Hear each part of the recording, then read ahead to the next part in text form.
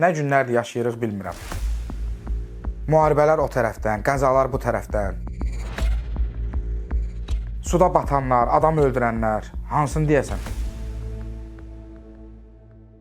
Günəşin istiliyi artdıqca çimərliklər gündəmin əsas mövzusuna çevrilməyə başlayır. Narahat olmayın, şükürlər olsun, dünən, bugün dənizdə batan olmayıb. Bu səfər məsələmiz tamam başqadır. Bəzi çimərliklərə getmək qadağan olunub. Deməli, Suraxanı rayonu Hövsan qəsəbəsi, Xəzər rayonunda Türkan, Səbail rayonunda Şıx, Qaradağda Sahil, Xaçmazda Niyazoba və Lənkəranda aşağı nüvədə yerləşən çimərliklərlə bağlı xəbərdarlıq olunub. O çimərliklərin suyunda normadan artıq bakterioloji çirklənmə aşkarlanıb. Bilin ki, bu yoluxucu xəstəliklərə səbəb ola bilər. Bəzən olur ki, insanlar çimərliyə sağalmaq üçün gedir. Ayağını quma bastırır, ya da dənizin suyunda şəfa axtarır. Amma göründüyü kimi bəzən Xəzər dənizi şəfalı olmur. Yaxın 3 ay ərzində çimərlik mövzularından bol olacağıq. Hələ bizi qabaqda bilsiz nələr gözləyir? Kimlərinsə pul alıb çimərliyə adam buraxdığı videolar yayılacaq. Sonra həmən çimərlik əbədiyyən pulsuz olacaq. Çimərliyi çirkləndirən adamların videosu yayılacaq. Nə qədər təmiz saxlamağa çalışsaq da, ən təmiz çimərlikdə də qarpuzun qabığı başımızın üstündən uça bilir. Tək ki, dənizdə batan olmasın. Sahildən zirzibilləri təmizləmək çətin deyil. Dünyada ölümdən başqa hər şeyə çarə var və ümumiyyətlə insanlar başa düşməlidir ki, ölüm çarə deyil. Bakıda ata doğma qızını döyə-döyə öldürüb. Qızın başqa telefon işlətdiyini görən ata, onun yüngül həyat yaşadığını düşünüb. Qızını elə döyüb ki, qız aldığı zərbələrdən dünyasını dəyişib. Cinayəti törədən Yelmar Atakişiyev 16 il azadlıqdan məhrum olunub. Bu da ata ilə qız münasibətinin gəlib çatdığı son yer.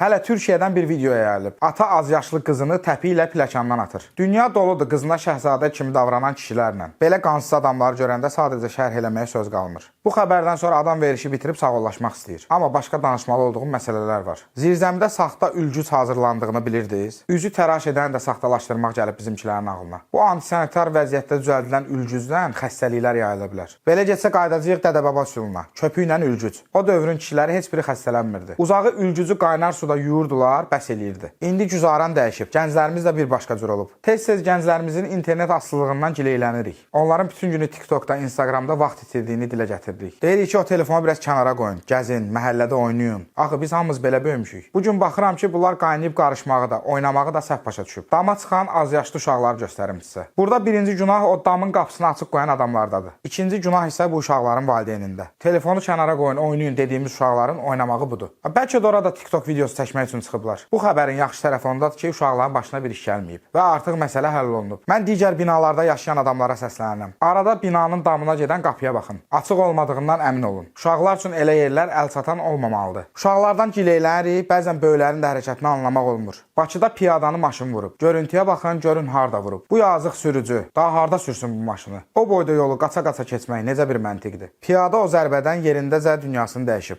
Adam necə 12 zolaqlı yolu qaçıb keçmək qərarına gələr? Sürücü neynəsin? Həmin an uçsun, öz yolunla gelirsən, qabaqlı adam çıxır. Hələ görüntülərdən görünür ki, sürücü bacardığı qədər qaçırtmağa çalışır. Amma hara qədər manevr eləmək olar ki? Fizika qanunları imkan vermir ki, o qəza baş verməsin. Əslində burada maşın piyadanı vurmur. Öz yolu ilə gedən maşının qabağına piyada atılır. Maşın piyadanı o vaxt vurar ki, piyada yol kənarında dayanar. Maşın düzgün manevr etməz və onu vurar. Bu olar ki, maşın gəldi piyadanı vurdu. Yoxsa bu hadisə daha çox piyadanın intihar eləməyinə oxşuyur. Nə günlərdir yaşayırıq bilmirəm. Müharibələr o tərəfdən, qəzalar bu tərəfdən. Suda batanlar, adam öldürənlər, hansını deyəsən? Qalmışıq bir xaotik gündəmin içində. Tək şükür elədiyimiz budur ki, bu qaynar gündəmdə müharibənin içində deyilik. Sizə sakit günlər arzu edirəm. Bu dəqiqə bundan yaxşı arzu ola bilməz.